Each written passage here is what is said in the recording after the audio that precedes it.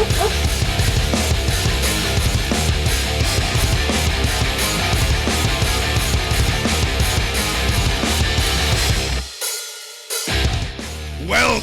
to Wrasslin Raw!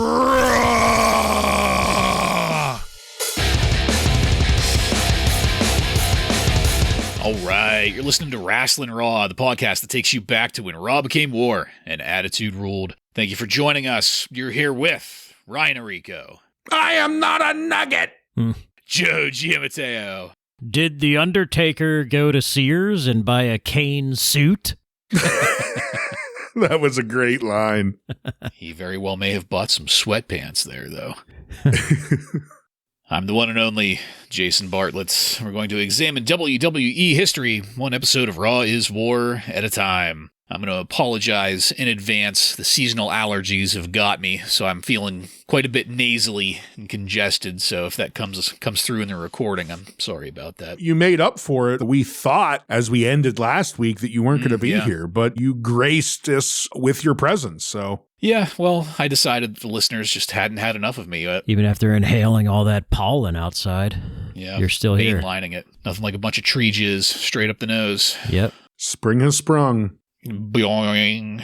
Wish you had that sound on the soundboard. Need that for Val Venus. Yeah.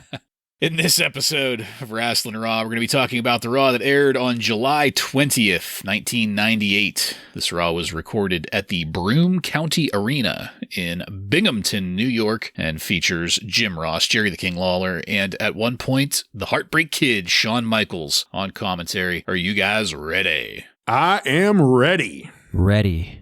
All right, then, let's get into it. There was no dithering around tonight. We went straight into the show intro and then to a great view of the packed Broome County Arena. JR on commentary was telling us that we are now just a week away from the most controversial pay-per-view in recent memory, Fully Loaded, where I am assuming something even worse than getting thrown off a Hell in a Cell is going to happen, if it's the most controversial pay-per-view in recent memory. But hold on a second. First, there's going to be a major announcement from WWF owner Vince McMahon. And Vince came out to some heavy boos, along with that shit-eating grin on his face. I thought this was a great use of this time. Vince was there getting some screen time while simultaneously walking us through the major twists and turns of the current storyline, taking us into the pay-per-view. That included the accusation and seeming confirmation from The Undertaker being in cahoots with Kane. Cahoots? Cahoots. Once again, a drink every time. I was amazed how often it was brought up yet again. Yeah. Usually that's like a one and done thing. Yeah, they usually get fixated on a word for one episode, not a month. Fully cahoots loaded should have been the pay-per-view name. The bottom line here, though, is that Vince was here to give The Undertaker one more chance to clarify things. So the bell tolled, and the dead man came out to get served yet another verbal haranguing, just like he did last week, Donahue style. This flowed out of McMahon. Vince delivered it well, and with The Undertaker not saying a single word in response to McMahon, Vince declared that The Undertaker will be taking on Kane and Mankind in some kind of handicap match later on tonight. Vince's parting shot here was that Taker could go to hell. He really put the full throat into that one. That ended up getting a choke slam delivered on Vince. Stooges, Briscoe, Patterson came out. They tried to run in, but they each got put to the mat. It was choke slams all around. Even Sergeant Slaughter came in and telegraphed the choke slam setup horribly. Horribly. And unlike Vince, he's a real wrestler. Briscoe, did you guys see the leg extension that Briscoe got on that? Yeah. He got up there. In a final piece of beauty, McMahon fell off of the ring stairs onto Pat Patterson while they were exiting. The King was claiming that Jerry Briscoe pushed him. I loved that. Very Stooge-like. My final note for this segment was I loved that guy standing behind commentary with the plain white custom t-shirt that just had the words "smells like ratings" on it. This was a girthy one. This was the first 15 minutes of the show, but I thought it was delivered well and did a good job of teeing us up for the pay-per-view. Ryan, what'd you have on the opening segment here? Yeah, I agree. I thought that this was much better than last week's Vince McMahon segment, where he just ripped into The Undertaker and The Undertaker sat there and took it. Where this week, we got a response from The Undertaker, the one that we want. The fans, They got what they wanted here. He chokeslammed McMahon and then cleaned house on all of his stooges, which looked pretty great. One of my favorite parts, I don't know if you guys noticed this, but Briscoe was dressed like mini-me Vince McMahon. He had on the exact same color suit jacket, pants, undershirt, shoes. It looked like he was wearing the same clothes, but not quite. They weren't as well tailored and they looked like less expensive versions, but he was definitely just trying to look like he was sucking up to the big man. So I thought that was hilarious. I thought this was very well done, a great way to kick off a go-home show for a pay-per-view. 15 minutes, no wrestling. You had to love it. It was perfect, yeah. Yeah, and somebody's putting their hands on Vince McMahon, and it's not Stone Cold Steve Austin, so it's a little different. Yeah. They're taking a break from the whole Vince versus Steve Austin storyline, which is rightfully so. They probably saw, oh my God, like the crowd reacts so hard to Vince getting his ass kicked physically, so we can do that with other guys. And that's what they're doing with The Undertaker, which is cool to see. And choke slamming almost everybody. I don't think he choke slammed Pat Patterson. Pat Patterson must have some kind of sore back or something that he couldn't take a choke slam. Maybe he was tugging on too many peckers in the locker room. Jeez. Vince McMahon was never great on commentary, but he always wanted to do it because they were his stories and he wanted to tell them. That's why he did commentary. But this to me is proof that Vince is such a better in-ring character than he is a broadcaster, because he set up this go-home show perfectly tonight. He told us about everything that has happened the past few weeks, and there's a pay-per-view coming up. If you want to see the payoff, pay for it and watch it. So I thought it was a pretty good intro to this show. You could also tell that Vince, when he came down and the crowd was just giving it to him, he's really soaking it up now. Like, you could just see the way he moves and in his face, he's fucking loving every moment of it. Every week it gets a little bit louder. Those boos get a little bit louder each week, it seems. And he gets a little more cocky. Right. He gets a little bit more of that puffed up in the ball chest walk that he's almost doing the ball walk. Yeah. And by ball walk, we of course mean unsticking the balls from your leg walk. Grapefruits. Out of that first segment, we went into our first match of the night.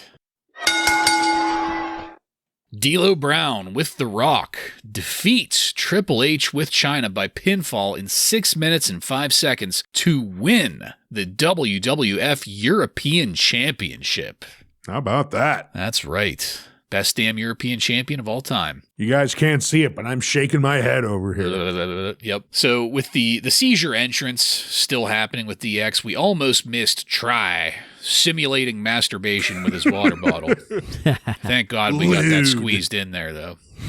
I still don't care for the "Are you ready?" from Triple H. I don't know. It comes across as lame. Like he's trying too hard. He should just stick to being quiet and spitting the water. Yeah. The crowd doesn't really care about it either. Where they've caught on to the Outlaws shtick, right? They just kind of like, you hear 4 people following along in the crowd, and that's about it. So I loved watching this match. This was a running highlight reel of why D'Lo Brown is fucking amazing. From the "you better recognize" to not tonight to actually being willing to take a swing at China. That was one of the biggest things for me.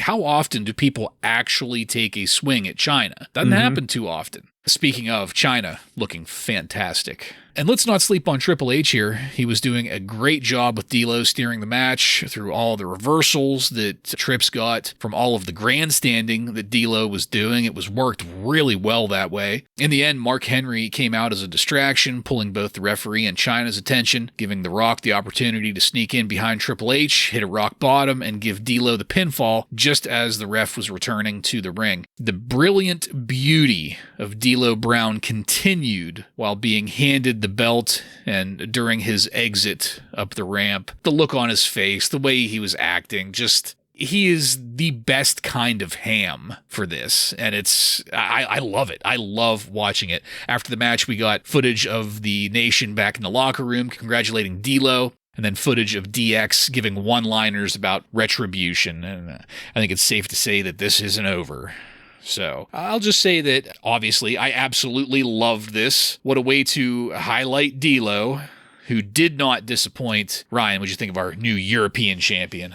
I completely agree. I've always loved D'Lo Brown, and the fact that he walked away with the European title here, that was pretty fucking great. But I do have to ask, when was the last time we had a European championship match? Was that like 2 years ago? Or I don't know, how long has Try had that belt? It seems like forever. Since you won it from Sean, I think.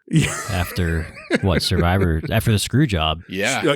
Yep. It was December of 98. No, it was December of 97. Yeah. Okay, so yeah, pushing a year. But I thought these two guys worked great together. No surprise, both of these guys are well-regarded wrestlers in this day and age. And I also agree that the altercation with Chyna was fantastic. Everything about that was perfect. And Chyna, wow, we've been gone a little bit. We just came back, and I don't know if she got on a few extra cycles while we were gone, Yeah. but she was looking fucking cut here tonight. Yeah. Of course, both of these guys have huge factions backing them, so we had some extracurricular activity happen here, but I didn't mind it. And I thought the little cheat win for D'Lo, that works out perfect for the Nation and the story they're trying to tell there, and also trying to build DX up as baby faces, so it helps with that. All around, I loved it, and D'Lo Brown came away with the gold, so I was smiling. Yeah, D'Lo's, his showboating, his selling, all of it is really amazing. It's fun to watch, and I echo the comments on Chyna. She's hot. I think that she is off a fresh cycle, but she's wearing these little sports bra workout shirts and shorts and just really looks great. And the hair's getting a little longer. She's looking fantastic. And this is at the point she's with Triple H, personal life, right? Yeah. And seeing D'Lo get physical with Chyna was nice, and I believe The Rock took a post from Chyna as well, so he's out there selling for her, which was cool. And Mark Henry coming down is just a distraction, but seeing D'Lo get the win here, I really enjoyed this match. It was nice to see D'Lo in singles action. Just in general. Yeah. I think most D'Lo matches we've seen have been tag matches, so this was good. I got a lot of entertainment out of his showboating and his antics, and I thought the interference in this match was tasteful and made sense. So yeah. It was great. Yeah, it followed the storyline. Yeah. It made sense. Yeah, I was just marveling to myself at how all of the talent that you've got in the Nation. Obviously, The Rock has the IC title right now, but you've got Mark Henry, you've got The Godfather, you've got Owen Hart, but they picked D'Lo to give this to. And I thought that was really great. Mm-hmm. But while I was thinking about that, it made me realize I'm pretty sure the last time Triple H defended the European title was against Owen Hart in like January. Probably. Whenever he was doing the Blackheart thing. Right. So forever ago. Yeah. Pre-Nugget. Losing constantly to Triple H. Yes, before he did finally win once he had enough. Yeah. Do you guys just want to like keep talking about D'Lo for a while? We can stretch it through. All right. Well, we could talk about my signed picture of D'Lo. Yeah. I have yet to hang that up in my new office here. You need to get to that. Yeah, I got to get everything straightened out here, but let's not disrespect JR by trying to put off this next part of the show here. All right, let's go into our next match. Bro, this is a brawl for all. This is a shoot, not wrestling. Bro, it's boom, boom, boom, boom, boom, boom, boom, boom, boom, boom, boom. Just look at it logically. Does it make any sense? Ugh. It's certainly not wrestling. Not this one. Dr. Death, Steve Williams, defeats Pierre by referee decision. By humiliation. 3 rounds of a brawl for all match. By God. I loved that we got a split screen with Dallas Cowboys coach Barry Switzer talking up Steve Williams, the guy that will ultimately be one of the single most tragic casualties of the Brawl for All. Glad we did the split screen. Well, Thanks, and Barry. Coach Switzer tells us that you have to kill Dr. Death in order to beat him. That's the only way to beat him. At least injure him. No, he said punch him in kill the him. face. He said you have to kill him. He did say kill him. Yeah. This was a little brutal at the start. Dr. Death got a couple takedowns in, but you could tell that these two were really looking to beat the shit out of each other as much as they could at the start. I also loved the amount of talk JR was giving Steve Williams, listing the illustrious career that would soon be ended here in the Brawl for All. Pierre blew up in round 2 and never recovered. By the 3rd round, he was unable to keep a guard up, and Steve Williams had open season on Pierre's face. He ceased to exist. The ref ended up calling the match when Pierre just flat out gave up. You could see the ennui setting in Pierre's one good eye there in the corner as he skulked away. And that's it for this. Joe, I would argue that Steve Williams and Bart Gunn, the two biggest tragedies of the Brawl for All. Hilarious that the person who wins it, we have to say, is a tragedy of the Brawl. Even the winners are losers in the Brawl for All. So last week we got Bart. This week we've got Steve Williams. What do you think of where we're at in this tournament, if you will? First off, Jim Ross gives us Dr. Death's entire football background. Just slobbering all over. Yeah.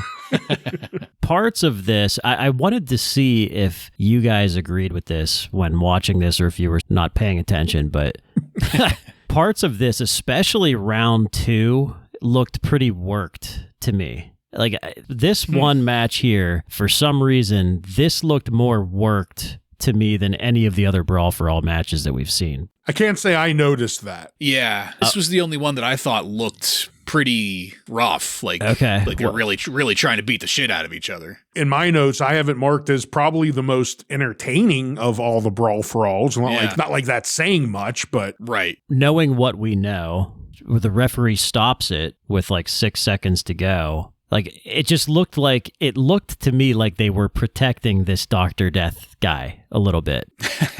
And it makes sense, right? Because of what they were trying to do with it. And that's how it looked to me. Maybe I'll pay more attention for his next Brawl for All match, but I don't know. That's what I got out of it. And don't get me wrong, Dr. Death looked like he had a dangerous, threatening side to him, so I can slightly understand why JR was so obsessed with him. But he definitely came off a little bit sloppy, too. And what a bad way to introduce this guy to WWF fans.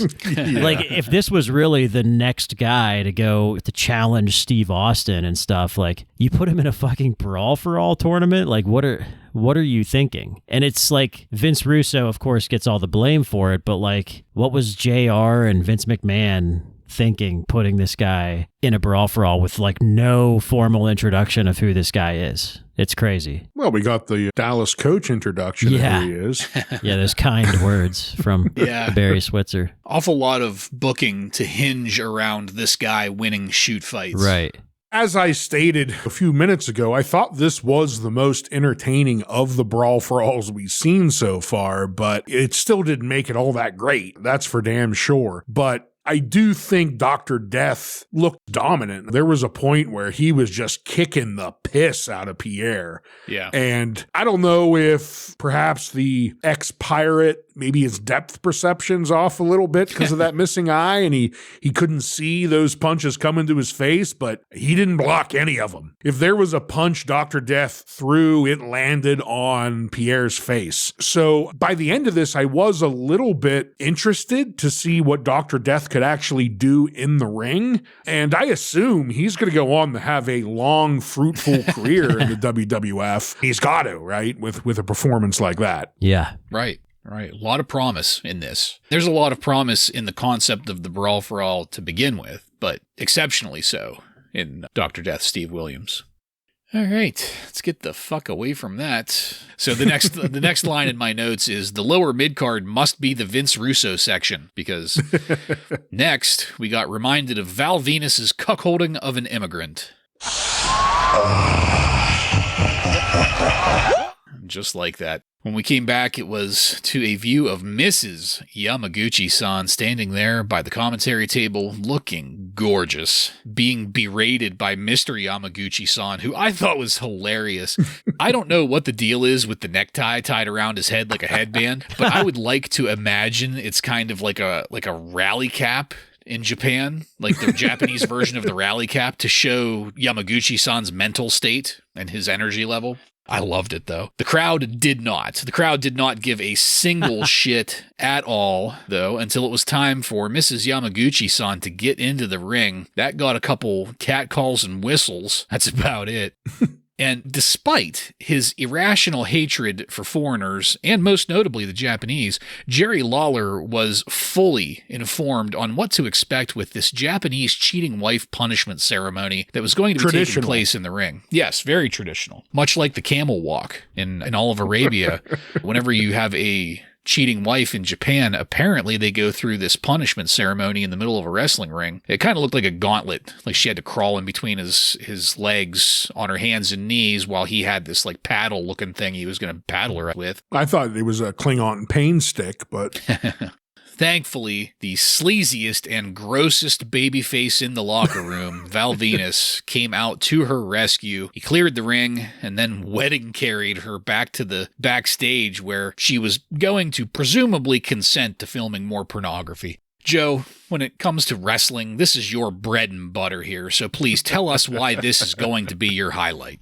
Well, I don't know. I don't know about this. It was weird that Jerry Lawler knew all of this about all this paddling ritual. And Val Venus making the save, it sounded to me like they were pumping in quite a bit of crowd noise there. So I don't know how well this went with the live crowd. But of course I enjoyed it, but it was pretty quick too.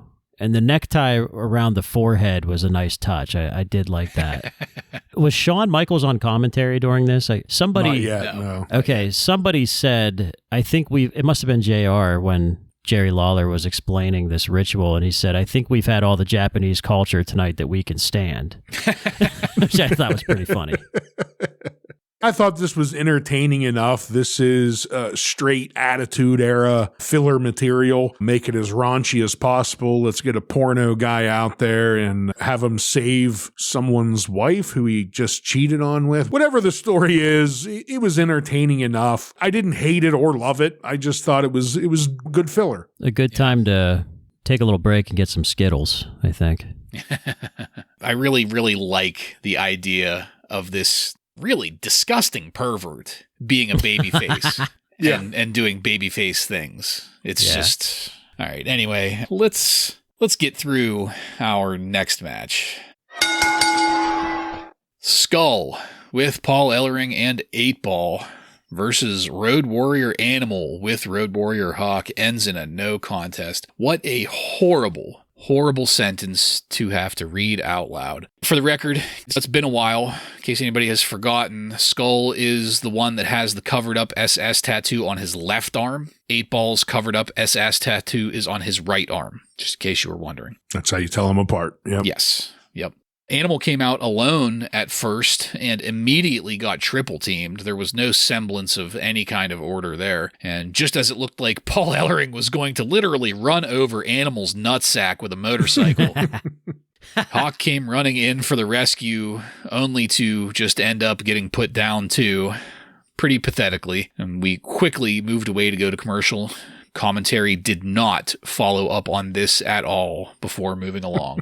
So the only question in my mind now is, and I'm hoping that one of you guys can confirm this, but is this the start of the drunk Hawk angle? Ryan, please take that first. Well, I'm not sure if this is the start. I can't remember for sure, so I can't help you out there. But man, during our hiatus, I completely purged from my memory the DOA and LOD. But fuck me sideways, what a rude reminder it was to see them come down here. Thankfully, though, after they attempted to run over Animal's genitalia, the match just disappeared. We just forgot about it and it never happened. So I am pretty thankful for that, but not that they reminded me that either one of these two tag teams exist right now.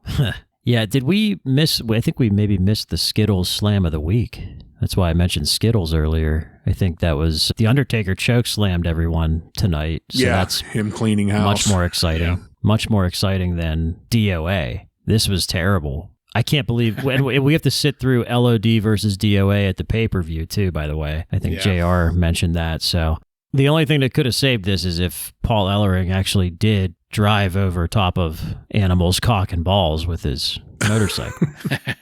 Yeah, I was barely paying attention to this while it was going on, but whenever Animal came out alone and he looked back up the ramp, I think you're right raised about his the arms drunk hawk thing.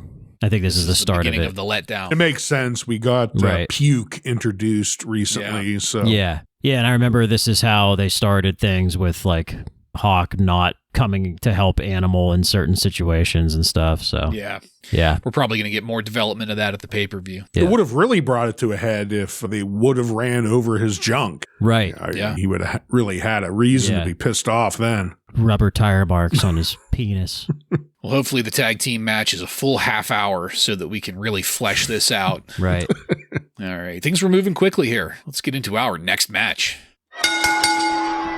Steve Blackman with Dan Severn and Ken Shamrock defeats Jeff Jarrett with Tennessee Lee and Southern Justice by pinfall in 2 minutes and 10 seconds. Much like that last match, I was left asking, who the fuck requested this? How many times have we seen Jeff Jarrett and Steve Blackman? Like, I feel like we were just having this conversation last week. I don't believe we saw him come out with Justice, though, or whatever, Southern Justice. So not like they really there's an added special to it. Blackman walked out alone, and then when he saw Southern Justice in the ring with Jarrett, he went backstage. And I have to admit, I popped my ass off when he came back out with Ken Shamrock and Dan Severn, because Dan Severn was in a fucking suit. Well, Shamrock was like ready to go. He was like in gym shorts and sneakers and like ready to fucking fight. Yeah, where was Severn's fucking cut off sweatshirt? He just strolling down in the loafers and three-piece suit. My only note on the action is that referee Mike Chiodo was laying down some extremely fast counts in this. That's the only thing that really stood out to me. He wanted it over. Yeah. Owen Hart ended up showing up to hit Shamrock with a sucker punch. Severn stepped over Shamrock as he walked away, and that was it. I was glad to be reminded that Shamrock exists, and that's the best I can say for this match. Joe, what'd you have on it? Well, there's a few things going on here. The Godwins, Southern Justice is very stupid, but the Godwins are somewhat Kenny Powers unrecognizable here in this gimmick. Like, they don't look like the Godwins to me. So unless you know it's them, it might be hard to tell, but the gimmick is terrible. They're Southern Justice now. Yeah, the gimmick's terrible. This is maybe a better use of Dan Severn. If you're going to have Dan Severn do anything, this is maybe what you want to do. Just almost spit out my drink just now. Basically do the best nothing. Use. Just wear a Sears suit and walk down to the ring. You know, JR tells us that Owen Hart is going to face Ken Shamrock in a dungeon match on the pay-per-view, which I thought was weird. It's out of nowhere. Like, isn't Owen feuding with DX right now? Yeah. And it's a gimmick match? Like, I'm not sure. They're just, like, throwing that in there, and you'd think they would have, like, built up to that a little bit more. I think they did. Before we went on our hiatus, I think there was some small build-up between them. I can't exactly remember what it is, but I remember them having some conflict with each other. Like, I don't know. It just makes you wonder, like, is DX going to get involved in that? Like, like this guy just beat up Jason Sensation, like, what, a week or two ago, and it's just kind of like, okay, now you're gonna go have a match with Ken Shamrock. It just doesn't line up. But this match sucked, and they brought all these guys out, and none of them really played any big part in what's going on here. The match itself, I would agree, was forgettable. But one thing I did not purge from my memory during our time gone was Tennessee Lee and how much he lights up the arena when he walks in. Yeah. Regardless of all the other pieces here, Tennessee Lee is still a true gem of the WWF from this time. So I was excited about that. But I agree with you both. The match, we could have done without it. It seems like going back back to the well a few too many times here. And by the end of it, I was a little surprised that Double J pretty much just jobbed out to Blackman. This was a quick match. Blackman connected with his jump air straight kick thing in the solar plexus, and it was over. 1, 2, 3, Blackman wins. So sad to see Double J falling down the ladder so quickly and fast, but it is what it is. Yeah, that was one thing that this match did remind me. As we've said, after our hiatus, I had forgotten, but this reminded me how far down Jeff Jarrett has been trending in my esteem. I was not impressed with him at any point during this. So, all right, let's keep it going to backstage with Michael Cole. He was trying to catch up with The Undertaker, who was leaving with a suitcase packed full of sweatpants and whatever else an undead mortician packs for the road. His Sears cane suit. Yeah. Aside from apparently, I'll see you Sunday at Fully Loaded, there was zero comment from Undertaker. He was out the door and gone. We got that quote from Michael Cole, who very well may have been making it up in order to try to save face after being completely ignored like an annoying little bitch. Nobody wants to talk to Michael Cole. Excuse me, Mr. Undertaker. And as we transitioned into the second hour, Stone Cold Steve Austin came out to work the crowd before getting on a microphone with JR there in the ring. JR teed it up for Stone Cold to get Austin's comments on the question of cahoots. Of course, there are no immediate answers to that, but the assertion was made that Vince ought to be screwed somehow, prompting Vince and the Stooges to come out and declare that it would be Austin getting screwed tonight. And a couple of things happened here. Vince decided that Stone Cold would fill in for The Undertaker against Kane and Mankind tonight. Remember, that match got booked at the top of the show. Austin refused, saying that nobody tells him what to do. Vince replied with, well, then I guess I'll strip your title. And Austin said, okay, well, yeah, I'll kick Kane and Mankind's asses, which was, I didn't like. The more entertaining statement made by Austin, though, was that when Austin got backstage, he was going to kick Vince McMahon's ass. I did like that. So that was followed by a recap of the ongoing Jason Sensation situation, making sure to highlight Shawn Michaels calling Bret Hart a mid-carder, as well as the repercussions to that young man, Jason Sensation. He's just a kid. We'll pause it here. Ryan, I really thought Austin backing down and doing exactly what he was told he was going to do was pretty funny and a misstep. I didn't like that at all. I don't know how they could have done this differently necessarily, but I didn't care for it. It was almost as funny as The Undertaker completely ignoring Michael Cole's existence. What did you have on this segment? Yeah, I agree with that because I thought the rest of this segment was fine. Stone Cold came out. He called out Mr. McMahon, said he needs to be screwed. Mr. McMahon came out and was just completely offended that he said that he should be screwed. He was really upset over that. But the way they could have done it differently was not have Stone Cold flat out refuse it. Right. You could have had him do or say something else there and then have McMahon say, well, if you don't end up doing it, I'll take your title, but not have him just flat out refuse because it seemed dumb to have him say, I'm not going to do it. Okay, well, I guess I will.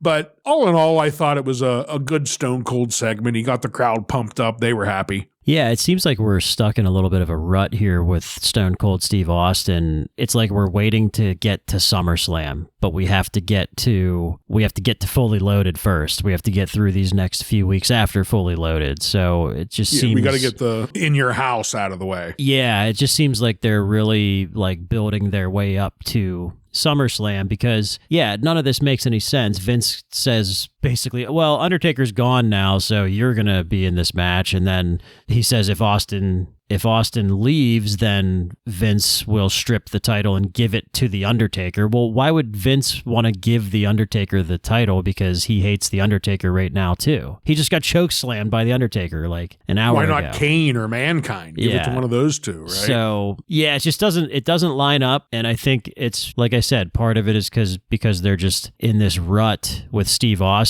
They're trying to get to SummerSlam and stumbling along the way a couple times here. Yeah, it's that summer slump.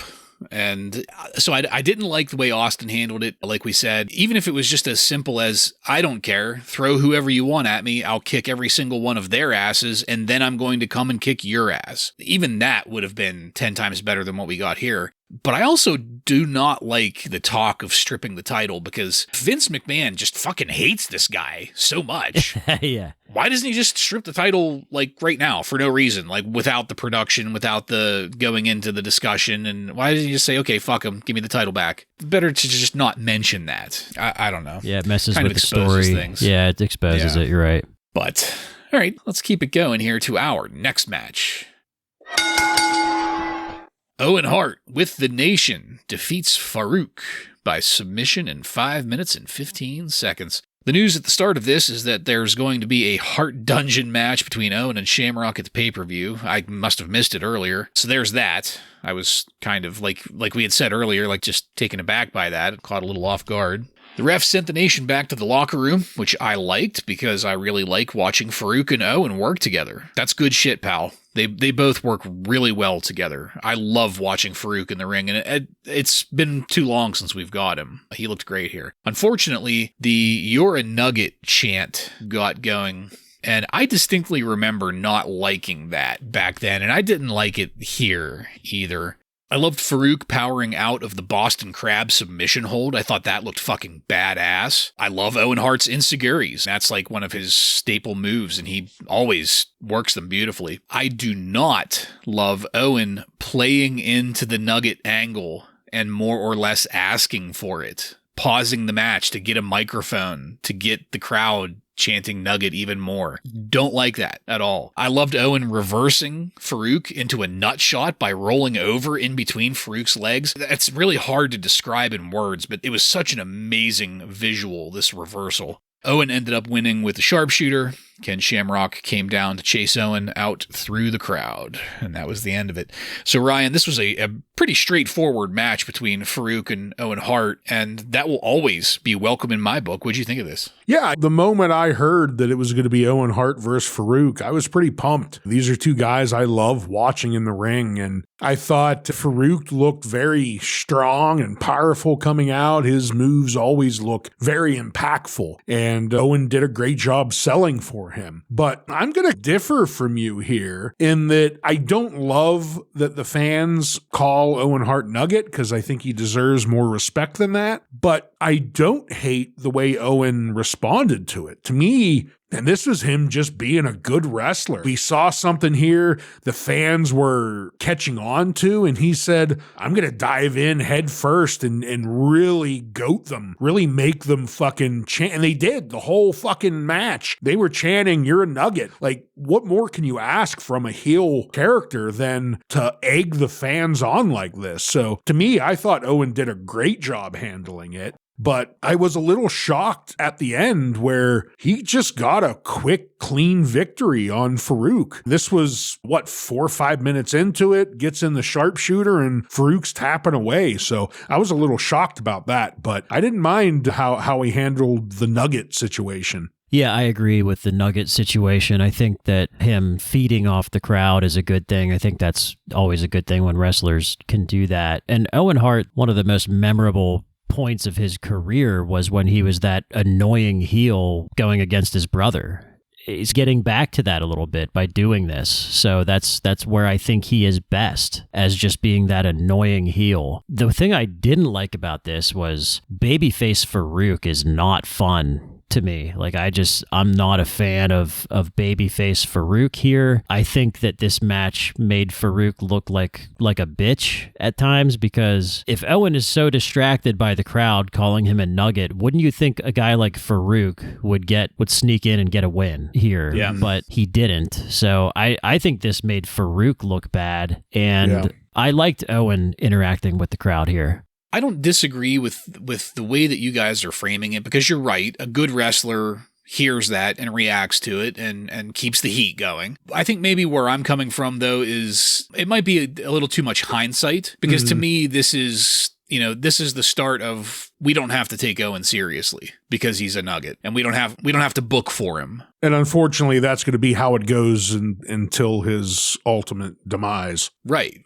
This is, once people stop calling him Nugget, that's when they say, hey, let's put him in a blue blazer outfit. Yeah. And they still call him a nugget joke. then, too. Because he is a joke. This is Owen Hart becoming a joke, and that's why I don't like it. See, I think Owen operates best in that way. But I don't know. That's why I think this is one of the more memorable times of Owen Hart's career. Like, people remember this I am not a nugget stuff for a reason. Yeah.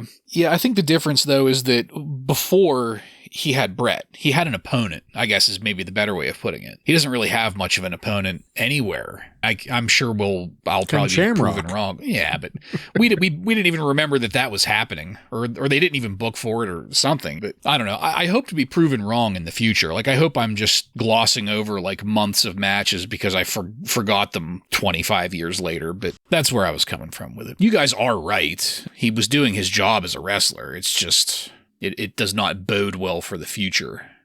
Let's go backstage to a full view of Paul Bearer, that big beautiful mush there with Kane and Mankind. They had brief comments from Paul and Mankind about the Undertaker's loyalty and meeting Austin later tonight. That very quickly moved over to Mark Marrow and Jacqueline coming down to the ring. Sadly, though, Jackie got on the microphone, and while it wasn't as horrible as the last time, it wasn't good either. And Sable came out then in like this weird mumu dress. A blanket.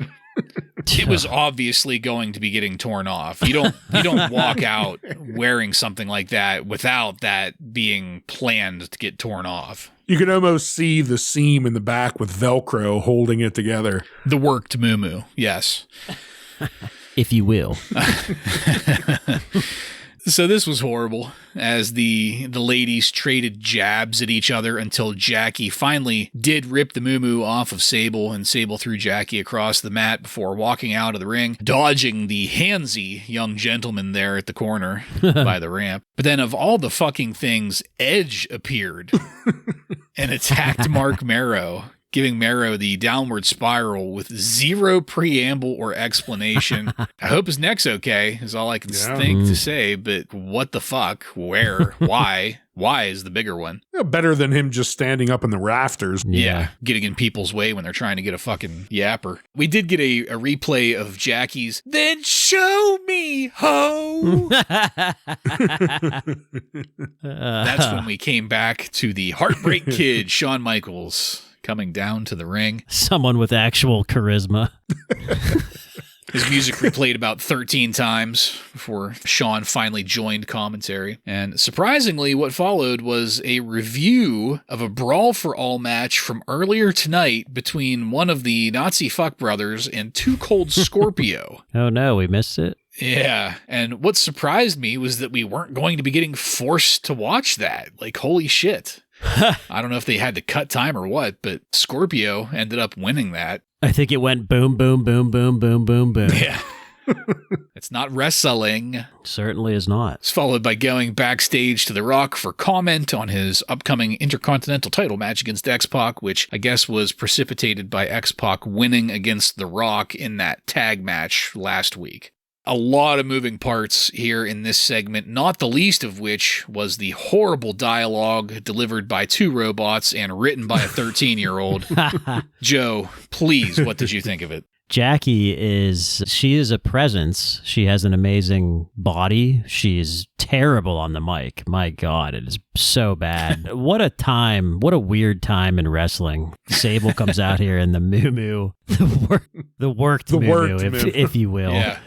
And just to get stripped down to her bra and panties in front of the live crowd. Like, it's just very strange. And I guess we assume that Mark Marrow has a broken neck now since Edge mysteriously appeared. So, touched him. Yeah. It's good to see Shawn Michaels, because Bartlett, as you pointed out last week, Shawn Michaels is very good on the commentary booth. So nice to see. Yes, charisma. Yeah. Yeah. After the robots, it was nice to see that. Shawn has the borderline Dutch boy haircut going. It looks like he cut a little short. It's weird for as crazy and as a troublemaker as he was back then. He worked well as a commentator. He was a great referee in one or two of those matches we saw, so he can do it all. But yeah, and then thank God we missed that Brawl for All match, because who the fuck cares about 8-Ball and Scorpio? And the JVC Kaboom box. Kaboom of the week was the X Factor, which I talked about last week. I really liked that move from X-Pac, and that was him giving that to The Rock last week. So that was fun to see that again. Going to the Jacqueline Sable segment, that was pretty tough. Two robotic sets of tits just talking at each other. As you said, Bartlett, Jacqueline did do a little bit better than the last time we saw her, but not much. I did get a kick out of when she said to Sable to be careful with the liposuction, to not suck it out of the wrong places. Tits. Yeah. She's talking about the tits, of course. Yeah, like liposuction jokes about someone who is like 1% body fat. Like, makes no sense. Well, and that's what I was going to say. Like, after the worked blanket got ripped off, the worked mumu.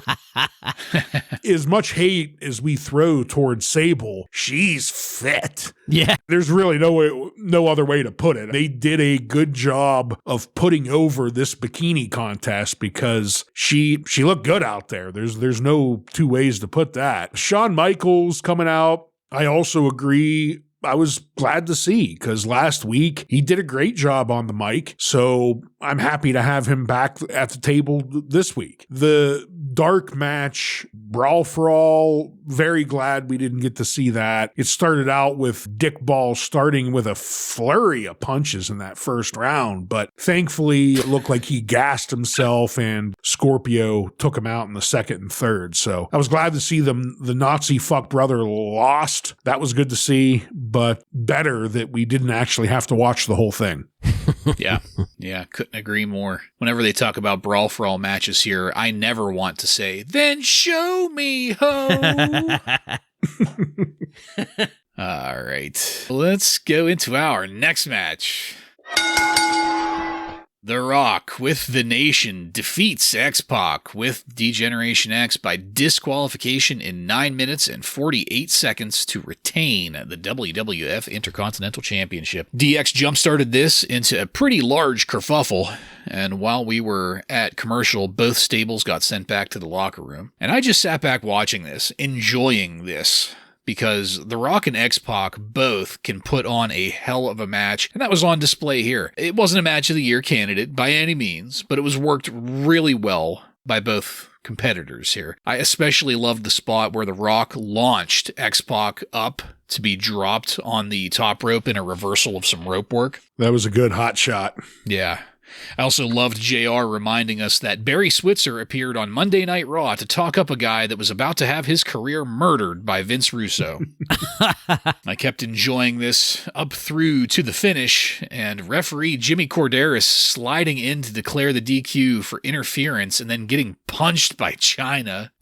It devolved into a cluster between the Nation and DX until finally the Nation left, and all that was remaining was for a fan that was an obvious stripper plant out there in the crowd to flash her boobs at DX after some prompting by Triple H, who knew exactly where to look and where to point and what to gesture. She's hot. The flashing there was much to the delight of the row of 8-year-olds that were behind commentary looking at the monitors. Sean liked it too. So, we had a great match here, followed by boobs on display. Joe, what more could we ask for here? Well, there was a lot of degenerate behavior going on, but but the match itself I thought was really fucking good. I thought that X-Pac worked so well as an elusive underdog during this match. I really enjoyed watching the match. Also, for the record, to each their own, but Chyna looks way hotter than Sable tonight, in my opinion. Yes. Just Absolutely. looks fantastic. And again, X-Pac is so good. I say this all the time, but he's just so good. He deserves more credit. This was a really good match. JR just like randomly lost his shit in the middle of the match saying, it's mayhem. It's legalized carnage. So there were some great calls there. And Shawn Michaels called the X Factor a variation of the carpet muncher. It's like, what the fuck? Yes. So this was just weird. There was a lot of weird stuff happening all during and after a great match. Yeah, I don't really know what to say. It was just like, let's throw a bunch of Attitude Era shit into this great match. I agree with both of you, though, that the match itself was really good. And Bartlett, as you stated, I really didn't take a ton of notes because I was just sitting back watching the good storytelling and great wrestling that was happening here. And it picked up where we left off last week. The Rock and X-Pac, I thought, were one of the highlights of last week's match. Was it a tag team that they were in? Or yeah. So they picked up right where they were at and had great action together, and especially X-Pac. He, for how small he is, going up against someone who is much bigger, much stronger than him, you still believe he's got a chance. He plays that underdog role perfectly, and we didn't just get the X Factor or the variation of the carpet muncher, as Shawn Michaels put it. We got the Bronco Buster as well. So that was good to see. I wasn't crazy about the ending. I always hate when a second ref decides to come out and do something, only because like it doesn't happen 99% of the time. Yeah. Like we will have people interrupt matches left and right, and we allow them to end. But if the storyline doesn't want that to happen, we're going to have a second ref come out and overturn it. So I always hate that, but that didn't take away from the match, which was highly entertaining. And then at the end, Triple H convinced a very real person who definitely bought their own ticket to dump him out, and she did. And that got Shawn and a lot of people around the ring excited. So that was just typical DX antics at this point. So all around a very strong segment, I thought. Yeah. This match really reminded me of what I saw and liked in the 1-2-3 Kid. You guys were calling it that underdog factor, and that was like the gimmick of the 1-2-3 Kid, is he was the perpetual underdog. With his size, that's always going to be it. Yeah. Oh yeah. But he incorporates it into his style. Yeah. So perfectly. And it's just... And here in particular, he's part of this group now, which makes him a little more dangerous too, which is, what Ryan was saying. It's believable that this underdog can actually win this because he's part of this group that's just a bunch of degenerates. Yeah. While he does remind me of what I liked about the 1-2-3 Kid, I should also say that he has obviously like moved forward with his career because it's that underdog style, but it's full of attitude. Yeah. Like you can't imagine the 1-2-3 Kid doing the Bronco Buster. Right. But X-Pac can sure as hell do the Bronco Buster. And you wouldn't think that X-Pac is going to say, sir, to someone. Yeah. He's going to say, dump him out. Or get his eyebrows shaved off. Baby bottle matches. Yeah. Let's get into our final match of the night. Kane and Mankind defeat Stone Cold Steve Austin by disqualification in 4 minutes and 55 seconds in a Texas Tornado 2-on-1 handicap match. This started up quickly with Austin just taking it straight to the tag team champs, and I guess what makes this a Texas Tornado handicap match is that there's no tagging, so just a straight double team match. Didn't get mentioned at all until it started. Are they in Texas this week? No, they're in New York. Oh. Almost as opposite of Texas as you can get without being California. So this was pretty decent for what it was through the first half. The format was a little awkward, but Austin actually managed it pretty well, dividing his attention equally between his opponents, and they didn't gang up on him too much. They stayed laid out just long enough for Austin to lay out the other guy before getting up. It stayed pretty balanced as far as that goes. At that halfway mark, though, The Undertaker appeared with zero entrance, just walking on down the entry ramp and carrying a steel chair. At least he didn't have on sweatpants. Right. I thought he left. The format of the match changed with Taker's appearance, because once he was there, everybody just decided to stand in their corners after that with no clarification from anybody anywhere. And the lack of comment about the Mankind and Undertaker Hell in a Cell match was like screaming at me with this. Just, nobody mentioned it at all. Sean mentioned it last week, and he was the only one. Yep. They had the perfect chance to bring it up here. Crickets. Didn't talk about it at all. That was glaring to me. The finish was The Undertaker hitting Kane with the chair in a very poorly worked way, meant to look ambiguous as to who the target was, Kane or Austin, and then that devolved into Austin dishing out chair shots to everyone, Undertaker included, as we faded to black. So I have to say, as decent as the match was, I thought that finish was the shits. Just as far as I'm concerned, I could not stand it. I liked Austin nailing The Undertaker with the chair, but just the whole thing was just really ham-fisted, poorly timed. It looked like Undertaker was like really hesitant to swing the chair, like he was really trying hard not to hurt somebody, and it was visible. So, Ryan, what'd you think about this match and the way that Raw ended tonight? Well, despite me really liking everyone involved, Kane, Mankind, Stone Cold, Undertaker, I really didn't like this match. One of the big things to me, and I expected it going into it, was because Stone Cold is such a huge star right now, and he's billed as this unstoppable champ, right? No matter what you throw at him, he could overcome. But he's up against Kane, who is supposed to be an absolute monster. Jobber now. Who was fucking killing people a month ago. And Mankind, who literally survived fucking hell in the cell, right? They are in a handicap match against Stone Cold, and he's just kicking the shit out of both of them. At the start of it, they get a couple licks on him, but really, these two monsters can't handle one guy. I'm sorry, it just pissed me off that this wasn't a little bit more lopsided. Even if you wanted to end it with Stone Cold somehow getting the upper hand somehow, I'm fine with that. But the way that you just made him be able to brush off these two guys and separate them and just kick both of their asses, it pissed me off. I didn't like it. And then the way it ended with The Undertaker, I completely agree with you, Bartlett. It looked like he didn't want to swing the chair, or he wasn't real sure who he was going to hit with it or whatever. And then Stone Cold just hits everyone with the chair. I didn't like it. I didn't think it was a good ending. I didn't think it was a good match. I wasn't very happy overall. Yeah, I don't have a lot to add. I'll keep my comments short, but I did like Austin hitting everyone with the chair, including The Undertaker, because that makes you wonder, like, oh shit, what's going to happen Sunday? These guys have to tag together. But the way they got there was a problem for all the reasons you guys mentioned. So this was very, I don't know, it just wasn't a good setup. I don't think it was a good setup for Sunday's pay-per-view, but at the same time, just the way they got there just didn't make sense. Yeah, I completely agree.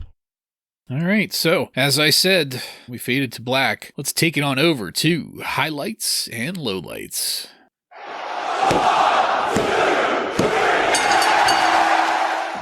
Joe, why don't you take that first? Highlights tough because I'm just going to say I have two highlights because I don't want to pick.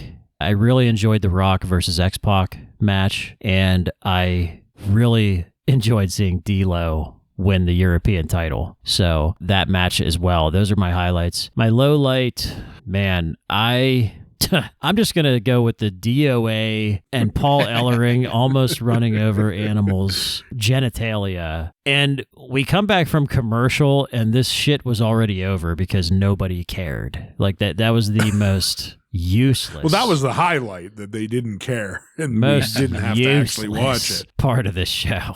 My highlight is going to line up with at least one of yours. For me, the highlight was Triple H versus D'Lo Brown. It was an excellent match, and the fact that D'Lo Brown walked away with the European title put it over the top for me. That was my highlight. And my low light is right in line with you as well, at least somewhat, in the fact that I was reminded of the existence of DOA and LOD. That was my low light.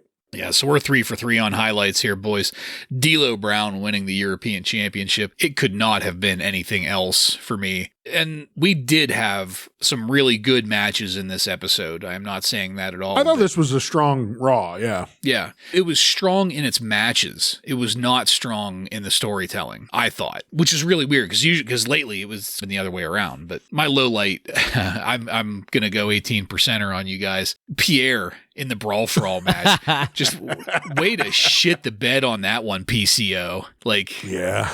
Just totally. He didn't do himself any favors. And that's why I really disagree with you on that one, Joe. I don't think that was worked. I think that was PCO just bitching out. I think he gave up. I think he maybe got his bell rung once or twice and then just he gave up. I don't know. I agree with that. It looked like he took a couple shots and he folded like a cheap suit from Sears.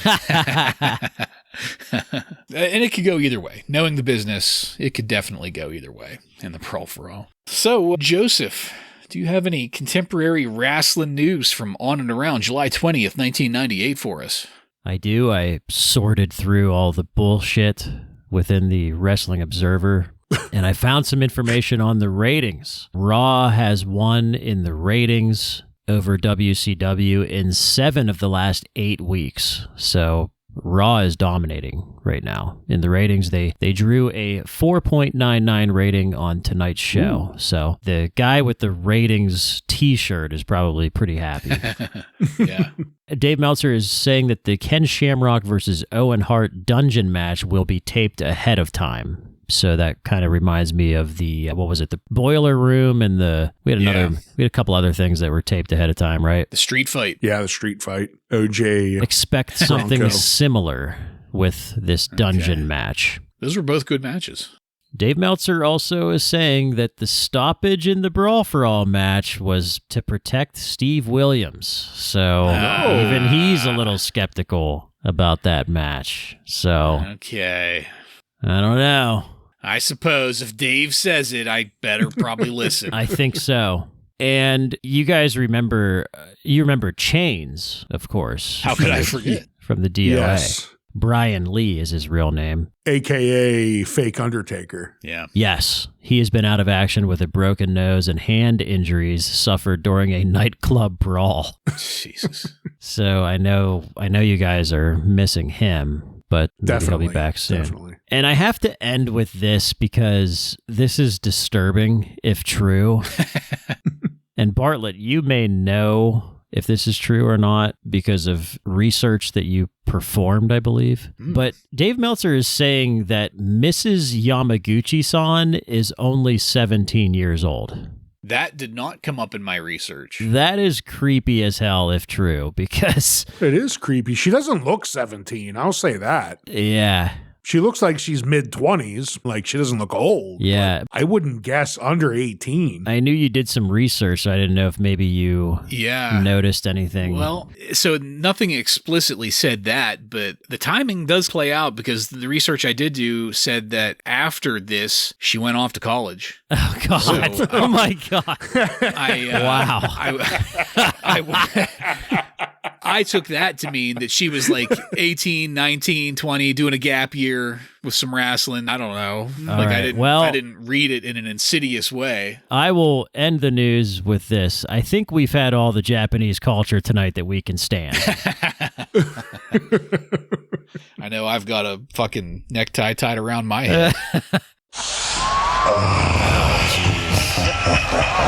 My goodness. So gross. All right. Thank you, Joseph. Illuminating as always. And that is it, folks. We are done with this one. I want to thank you again for joining us. If you like what we're doing here and want to connect with us, you can email us at WRASSLINRAW. Just add @gmail.com to the end of that to submit questions or comments. Check us out on YouTube, Facebook, Instagram, on every podcast subscription platform. And while you're there, don't forget to follow and subscribe to get every episode of Wrasslin Raw coming to you every week. Give us a 5-star review and tell all of your friends to tune in to the most insolent Monday Night Raw review podcast on the airwaves. Next week on Wrasslin Raw, we're going to take a look at the fully loaded pay-per-view. There's some debate as to whether or not that is still considered an in your house, like the official title, but maybe talk about that next time, with matches featuring the Legion of Doom, Vader, and many more. So, for Joe and Ryan, I'm Jason, and this has been Wrasslin Raw.